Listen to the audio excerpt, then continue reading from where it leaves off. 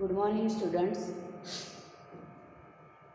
हमने हिंदी में एक यात्रा यह इकाई का अभ्यास किया था, जिसमें हमने देखा था कि लेखक जब किसी काम के लिए डॉक्टर को मिलने के लिए ग्वालियर जाते हैं, वहाँ पर एक मोहन नाम के लड़के से उनकी मुलाकात होती है। वह रिक्शा चलाता था, ऑटो चलाता था। ऑटो में लेखक को घुमाया फिराया, फिर दोनों के बीच एक पुत्र और पिता जैसा संबंध या प्रेम से पिता और पुत्र के जैसे प्रेम के बंधन में दोनों बन गए। ऑटो वाला लेखक और उनकी पत्नी को माता और पिता के समान मानता था। लेखक भी उनको पुत्र के समान मानते थे। फिर उनकी राम कहानी, मोहन की राम कहानी लेखक को और उनकी पत्नी को जब मोहन ने सुनाई, तो मोहन के प्रति लेखक के हृदय में और भी प्रेम और सम्मान गाढ़ा हो गया। उन्होंने मोहन जैसे व्यक्ति और साथ में मोहन की मदद करने वाला और जो लाचार लड़की थी उसकी मदद करने वाला एक थानेदार की भी प्रशंसा की।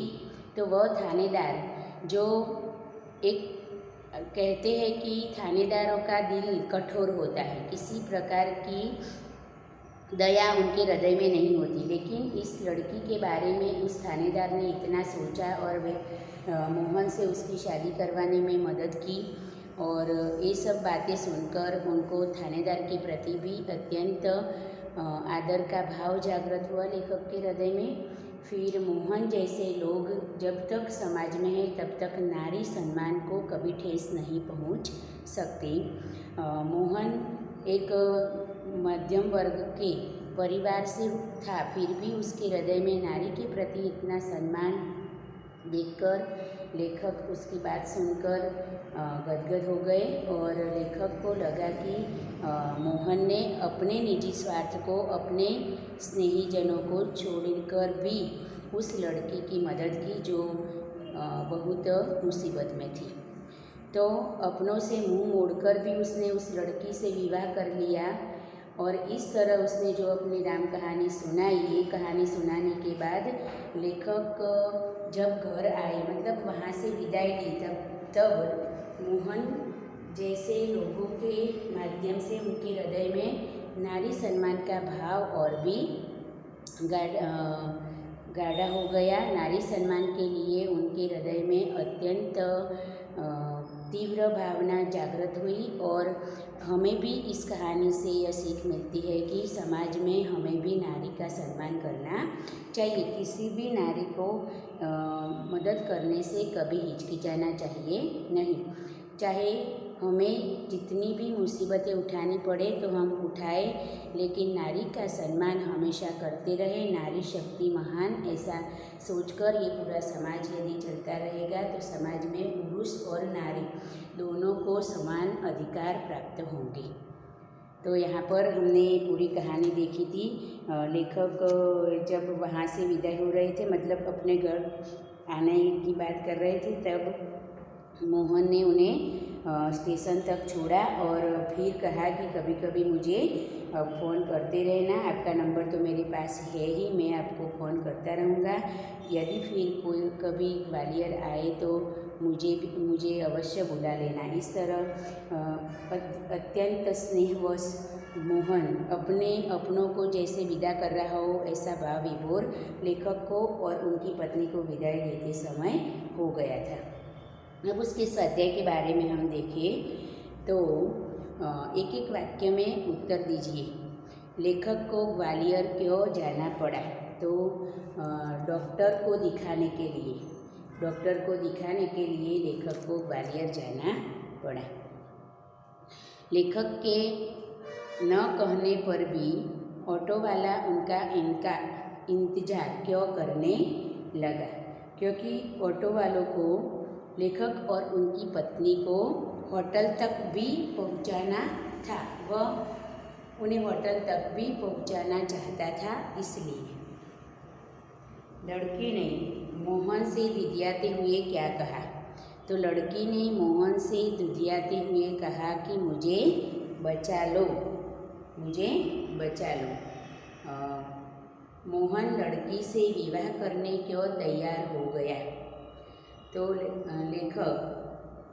मोहन लड़की से विवाह करने के लिए तैयार हो गया क्योंकि लड़की सुंदर भी थी और परिचित भी थी।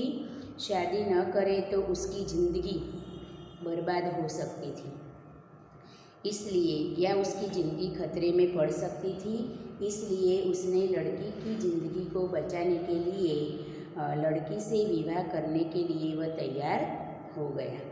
थानेदार की क्या विशेषता थी? थानेदार एक कवि भी था। थानेदार होने के साथ साथ एक कवि था। उसकी कविताओं मानवीय संवेदनाओं से भरी हुई थी। मोहन ने ज़्यादा पैसे लेने से क्यों इनकार कर दिया? क्योंकि लेखक दंपति से मिला प्रेम उसके लिए पैसों से भी बढ़कर था। लेखक दंपति ने उन्हें जो माँ बाप का प्रेम दिया था वह स्नेह पैसों से बढ़कर था, इसलिए कभी बेटा पिता से पैसा ले सकता है ऐसा सोचकर उसने पैसे लेने से इनकार कर दिया। लेखक ने ऑटो वालों की बात को स्वीकृति क्यों दी? क्योंकि मोहन जब उनके पीछे पीछे उन्हें पुकारता हुआ आ रहा था तो उसकी आवाज़ में कुछ आकर्षण महसूस हुआ। लेखक को उस आकर्षण से प्रभावित होकर ऑटो वालों की बात को उन्होंने स्वीकृति दे दी। मोहन की पारिवारिक स्थिति क्या थी? तो बचपन में उसके माता पिता की मृत्यु हो गई थी। बड़े भाई ने उसे पाल पोस कर बड़ा किया था। बड़े भाई वकील थे और मोहन की बीए की पढ़ाई अभी ख़त्म हुई थी और वह नौकरी की खोज में इधर उधर घूम रहा था। इस तरह वह मध्यम वर्ग के परिवार से था। लड़की किस बात के लिए तैयार नहीं थी? क्यों? लड़की अपने घर वापस जाने के लिए तैयार नहीं थी क्योंकि लड़की को मन में डर था कि यदि मैं वापस घर गई तो उसके माता पिता उस अधेड़ के साथ ज़बरदस्ती उसकी शादी करा देंगे। लेखक मोहन को बहुत बड़ा क्यों बताते हैं? क्योंकि मोहन ने अपने निजी स्वार्थ को छोड़कर अपने परिवारजनों की नाराज़गी को भी स्वीकार करके इस लड़की की मदद की थी। एक लाचार लड़की की ज़िंदगी को संवारने के लिए उसके साथ उसने शादी की थी, इसलिए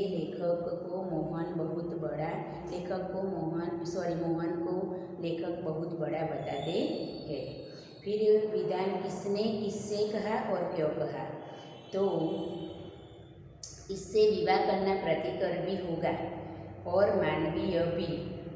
तो यह विधान मोहन ने थानेदार से कहा क्योंकि लड़की सुंदर भी थी और परिचित भी थी। भाई, हर क्षेत्र में कोई न कोई मसीहा दिखाई पड़ ही जाता है। तो यह विधान लेखक ने मोहन से कहा। थानेदार ने लड़की की शादी कराने में उसकी मदद की थी, इसलिए लेखक थानेदार को ध्यान में रखकर या थानेदार को देखकर यह विधान कहते हैं कि कोई ना कोई मसीहा हर क्षेत्र में दिखाई देता है। मुझे इतना पराया न कीजिए बाबूजी, मोहन ने बाबूजी से यानी कि लेखक से कहा क्योंकि वे मोहन को आग्रह कर पारिश्रमिक दे रहे थे। वह मोहन को आग्रह करके उसने जो भी मेहनत की थी उसके पैसे उसे दे रहे थे, इसलिए मोहन ने बाबूजी यानी कि लेखक से कहा कि मुझे इतना पराया न कीजिए। अब सही शब्द चुनकर योग्य उत्तर देना है। ऑटो वालों ने लेखक को नई जगह पर पहुंचा दिया क्योंकि लेखक को दूसरी जगह घूमने जाना था, वहाँ डॉक्टर हाजिर नहीं था।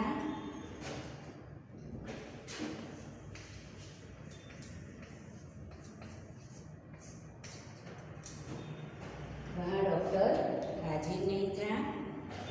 यह तीसरा विकल्प है, डॉक्टर ने क्लिनिक की जगह बदल दी थी। तो जब आप उत्तर लिखते हैं तो आपको क्या करना है, तो पहले प्रश्न लिखना है कि ऑटो वालों ने लेखक को नई जगह पर पहुंचा दिया क्योंकि, फिर इन 3 ऑप्शन में से जो उसका सही उत्तर आता है उसे ही आपको लिखना है। तो यहाँ पर लिखना है कि डॉक्टर ने क्लिनिक की जगह बदल दी थी। दूसरा प्रश्न है, बात करते हुए मोहन रुक गया पर चुप्पी सी छा गई क्योंकि। तो ऑप्शन है, कोई अवांछित घटना घटी थी, नौकरी की तलाश में उसे आगरा से भटकते हुए ग्वालियर आना पड़ा, और उसे एक लड़की मिल गई। तो ये तीनों ऑप्शन में से उसका सही उत्तर आएगा कोई अवांछित घटना घटी थी। उसके साथ कोई अवांछित घटना घटी थी, इसलिए मोहन बोलते बोलते रुक गया। तीसरा प्रश्न है, लेखक को मोहन की बात कहानी कथा सुन रहे ही ऐसी लगी क्योंकि लेखक सोचने लगे कि कोई थानेदार ऐसा सहृदय व्यवहार कर सकता है। दूसरा ऑप्शन है, लेखक को मोहन की बात पर विश्वास नहीं आ रहा था। और तीसरा ऑप्शन है, मोहन कोई कहानी सुना रहा था। तो सही उत्तर उसमें आएगा कि लेखक सोचने लगे कि कोई थानेदार ऐसा सहृदय व्यवहार कर सकता है। 4 नंबर, मोहन ने ज़्यादा पैसे लेने से इनकार कर दिया। तो पहला ऑप्शन है, मोहन चाहता था कि उसे इतना पराया न समझा जाए। दूसरा ऑप्शन है, वह परिश्रम से ज़्यादा पैसे लेने के पक्ष में नहीं था। तीसरा ऑप्शन है, वह चाहता था कि लेखक दोबारा ग्वालियर आए तो उसके ही ऑटो का उपयोग करे। तो इसमें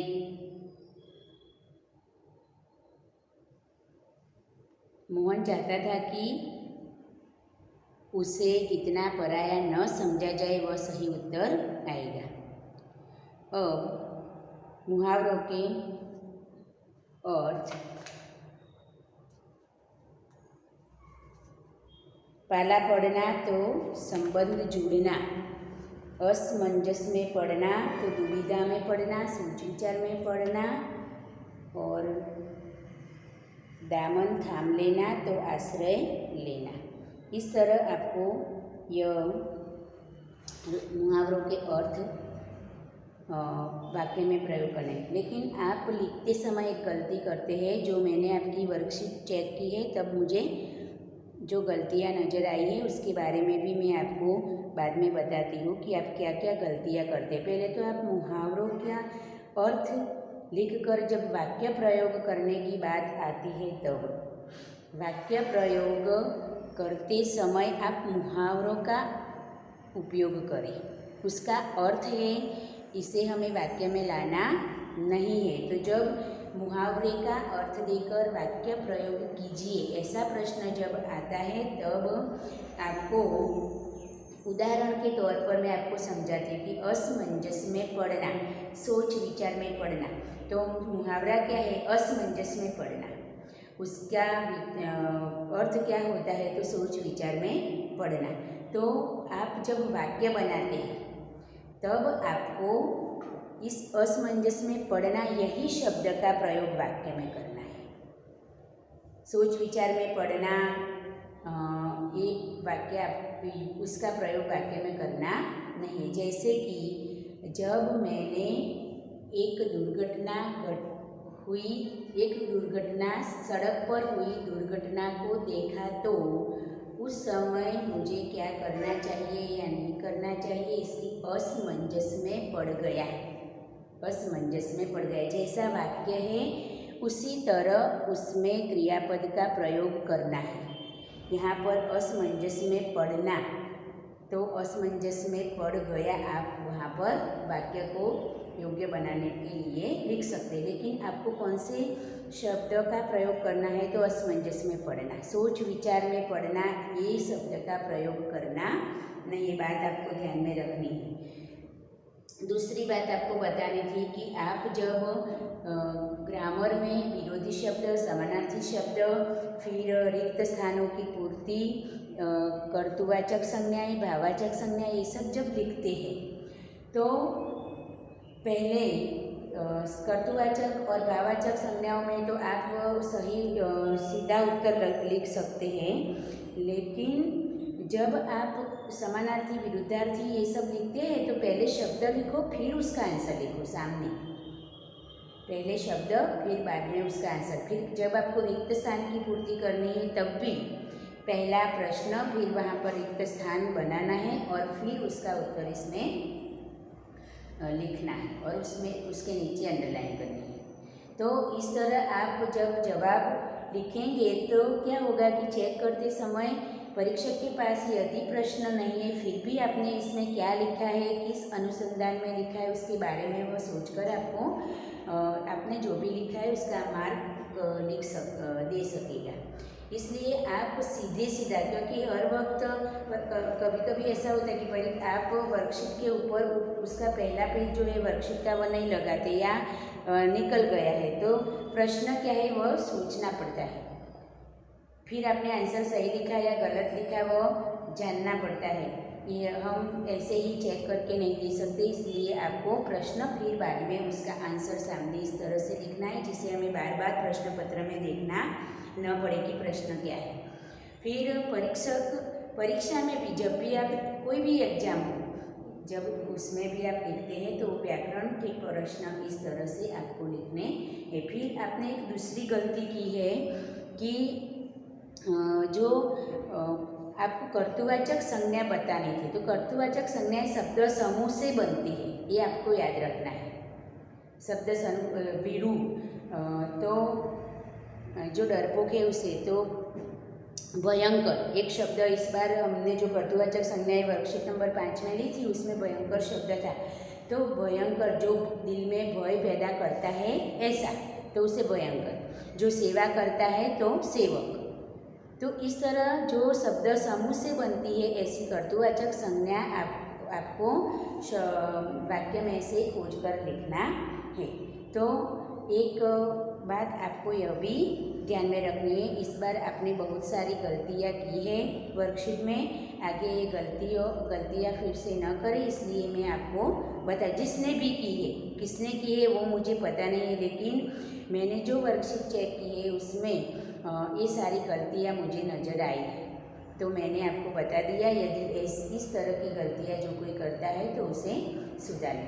फिर आपको एक बात भी बतानी थी कि आप हिंदी में शिरोरेखा अच्छे से नहीं बनाते। यदि आपका सर काट दिया जाए तो शिरोरेखा है वह हमारी देवनागरी लिपि का सिर है, तो उसे हम अच्छे से बनाए। फिर मैंने आपको अगले वीडियो में बताया था कि वर्तनी की बहुत सारी गलतियाँ आप लोग करते हैं, तो उसमें कौन सा वर्ण किस तरह लिखना है यह आपको ध्यान रखकर लिखना पड़ेगा। कहाँ पर शिरोरेखा उसकी लगती है, शिरोरेखा अच्छे से बनाना। फिर आपकी जो लिखावट है उसे हम अच्छी तरह से पढ़ सकें, इस तरह लिखना है। फिर आपको विराम चिन्हों का भी प्रयोग करना है। कई बच्चे क्या करते हैं, लिखते लिखते ऊपर की लिटी से नीचे उतर जाते हैं, फिर ऊपर शिरोरेखा तो बनाई नहीं होती, फिर खड़ी पाई नहीं बनाई होती, खड़ी पाई यानी कि विराम, पूर्ण विराम वह भी नहीं बनाते। तो कोई नया विराम चिन्ह का प्रयोग करना है तो यदि आप नहीं जानते तो नहीं कर सकते, लेकिन ये खड़ी पाई तो हर वक्त हर समय हमें कहाँ पर करनी चाहिए वो हमें पता होता है। फिर आप इतना गलत तरीके से क्यों लिखते वो समझ में नहीं आता। आपकी लिखावट तो इतनी बुरी होती है कि पढ़ने में भी दिक्कत होती है। फिर कई बच्चे ट और ठ, ड और ड में गलतियाँ करते हैं। कहाँ पर ड लिखना है, कहाँ पर ड लिखना है और किसे ड ट ठ कहा जाए उसमें बहुत सारी गलतियाँ होती है। तो पूरे वर्ण किस तरह से लिखे जाते हैं उसका अच्छे से सोच समझ के अभ्यास करके अपना काम करो, अपना होमवर्क करो, तो क्या होगा कि आपकी लिखावट में भी सुधार आएगा। यहाँ पर हम विरोधी शब्द दीजिए, यह प्रश्न है। तो विरोधी शब्द में वांछित, तो आपको सबसे पहले क्या करना है, किस तरह लिखना है, तो आपको मैं बता दूँ एक उदाहरण के तौर पर। वांछित इस तरह पहले आपको लिखना है, फिर अवांछित उसके सामने आपको लिखना है।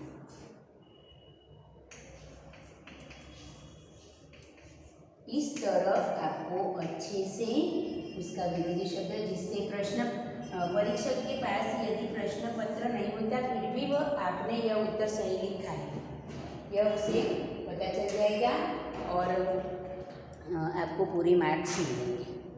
तो यहाँ पर वांछित, अवांछित, परिचित, अपरिचित, समस्या,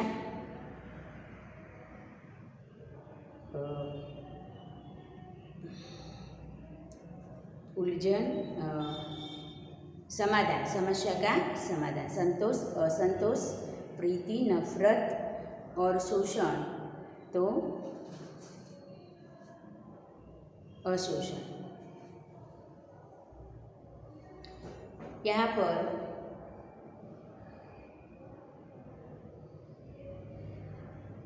निबाह होना मुहावरा है, तो गुजारा होना।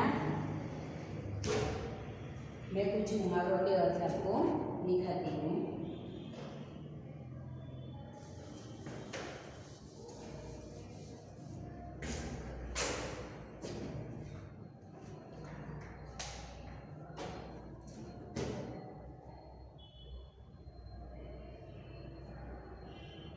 दामन थाम लेना तो आश्रय लेना, फिर निबाह होना, निबाह होना,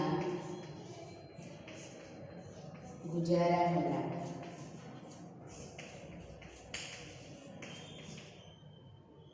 उद्विग्न करना, उद्विग्न करना, तो पीड़ा देना, पीड़ा देना, चुप्पी छा जाना,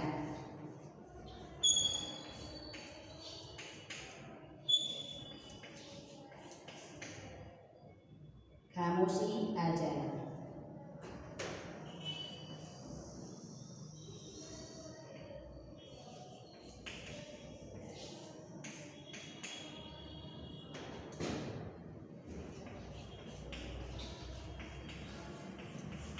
इस तरह आपको इन मुहावरों के अर्थ लिख देने हैं। पाला पड़ना तो संबंध जुड़ना, पाला पड़ना संबंध जुड़ना,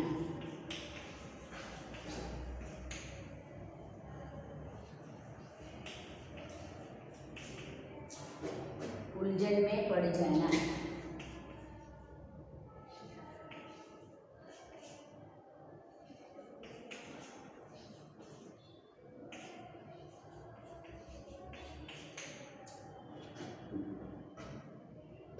निर्णय न कर पाना,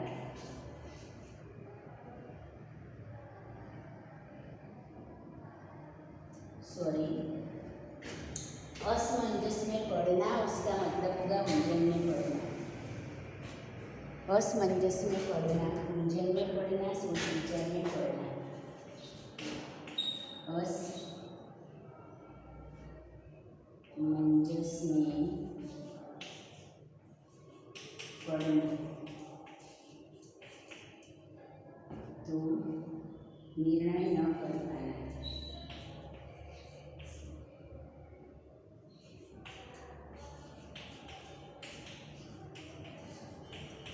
निर्णय न कर पाना, सोच विचार में पड़ना। आप जो भी लिखना चाहते हैं लिख सकते हैं। फिर दामन थाम लेना तो आश्रय लेना, दामन थाम लेना,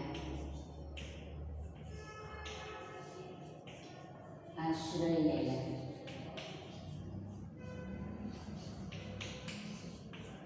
आश्रय, ये मुहावरों के अर्थ आप लिख लो।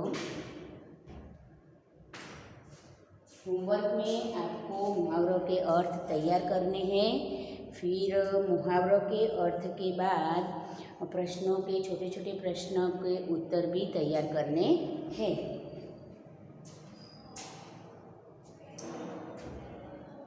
अब मैं आपको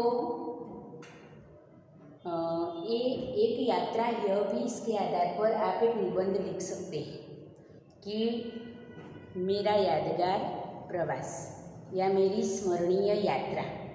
मेरी स्मरणीय यात्रा या निबंध आप लिख सकते हैं। इसमें आपको क्या करना है, तो सबसे पहले आप यात्रा के लिए, सबसे पहले यात्रा का हमारे जीवन में क्या महत्व है। यात्रा से हमें पूरे प्राकृतिक दृश्यों की जानकारी मिलती है, उसका आनंद मिलता है, लोगों की संस्कृति के बारे में जानकारी मिलती है। यात्रा में हमारे में नए नए गुणों का विकास होता है, हम साहसिक बन सकते हैं, एक साथ कार्य, हमें एक दूसरे के साथ रहने की भावना हमें जागृत होती है।